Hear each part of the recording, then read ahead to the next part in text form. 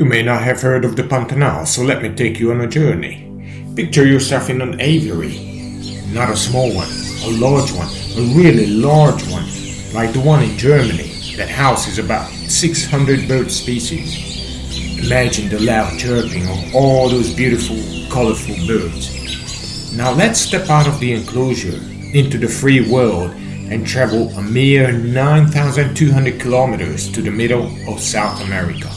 You are now in the Pantanal, one of the most spectacular places on our fragile planet. You start counting the number of bird species flying around you. 1, 2, 3, 4, 5, 10, 11. You give up. You realize it's a task far greater than anything you could tackle. So you look it up. Over 600 different types of birds, completely free, coloring the sky as they synchronously satisfy your longing for nature's symphony.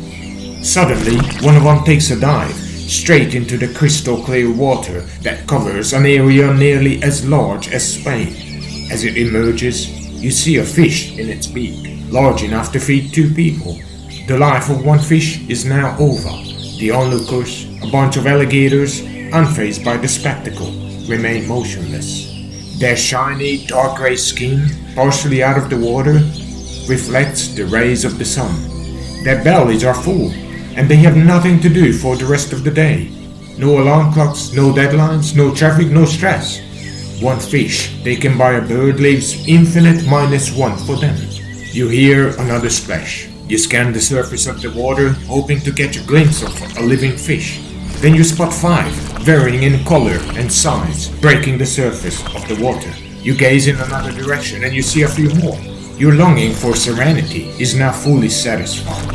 The constant chirping of the birds, combined with the undertone of rhythmic splashes, carries you into a peaceful space you have always searched for but never found. You start to evaluate your life back home.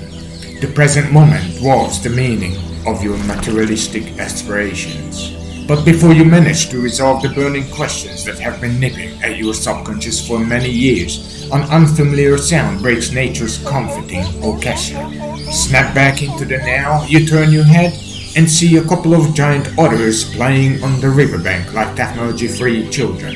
Their playfulness makes you wonder, is this what their lives really look like every day? Your delight in watching them is slightly clouded by the challenges you're dealing with in your own life. Why can't I have the same freedom and boundless happiness these cute creatures enjoy, you ask?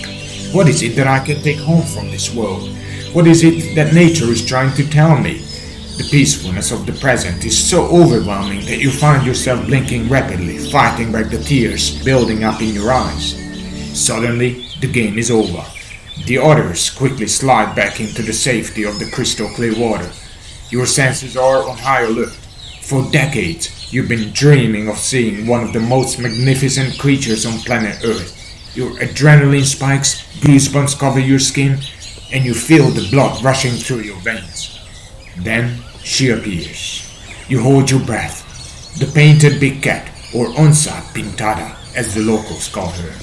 The sound bounces off the golden color of her majestic coat as she gracefully walks along the riverbank. Her every step is light, like a butterfly's, and carefully calculated, barely moving the vegetation around her. Her bulging muscles effortlessly carry a body heavier than that of a formidable bodybuilder. As she moves forward, she slightly opens her jaw, twice as powerful as the bite of a lion, and you catch a glimpse of her 5 centimeter long canine teeth capable of piercing the skull of an alligator. You look into her eyes. She's hungry, you can tell. You're no expert, but you can sense it. The brief eye contact is captured forever, an image you'll carry with you for the rest of your life. Then, a deep rumble cuts through the air, vibrating every part of your body. The safety of your boat is the only reason why your pants remain dry. The otters feel the threat. Instead of fleeing, they join forces and bark at her, hoping she'll move on.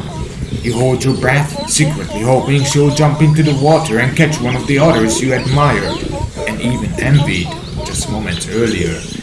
She moves on, and you feel disappointed. You wanted to witness a successful hunt. You don't care that it would have caused the life of another beautiful creature, though the realization of your primal desire makes you feel slightly guilty. The disappointment is stronger. I paid thousands of dollars to come and see this. Surely the show isn't over, you think to yourself, clinging to the hope. Then you try to calm yourself by reminding yourself that you are not in a circus. You're not watching trained, captured, and often tortured animals performing acts for human pleasure. You're in the wild. In fact, it's so wild that you can't even exit the safety of your boat. The water is teeming with alligators, territorial giant otters, and piranhas, while the riverbanks are ruled by cats twice your size, with strength and speed no human can ever come close to. This is the Pantanal, an unforgettable place that, if you allow it, can change your life. I can only hope that there is enough intelligence in us, humans, to preserve and expand this and other sanctuaries around the world. So where is this place? It's about 1.5 hours drive from Cuiabá, the capital of Mato Grosso. That's where you reach the top of the Pantanal. From there, you drive another 3.5 hours if you move with a single purpose, like a maniac straight from the city. Then nature gradually encourages you to slow down. If you don't listen, it will force you to. You start to realize you have entered a space where you are small and nature is big. You cross about 122 bridges and finally reach Porto Joffre. That's where your journey truly begins.